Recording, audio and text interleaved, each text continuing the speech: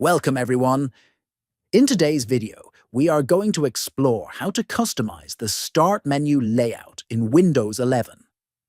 If you want your Start menu to be more personalized, organized, and efficient, first, begin by right-clicking on the Start icon located at the bottom.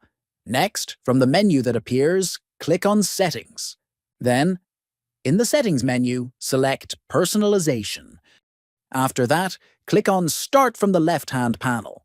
Here, you will see a section labeled Layout, which gives you 3 different options to choose from: More Pins, Default, and More Recommendations. Choose More Pins if you prefer to have more pinned apps visible on your Start menu, Default for the standard view, or More Recommendations if you want Windows to show more suggested apps and content. Once you select the layout that suits your preference, it will automatically apply, and you can instantly see how your Start menu changes. If you found this video helpful, make sure to subscribe to the channel, give it a like, and share it with your friends. Thanks for watching, and see you in the next video.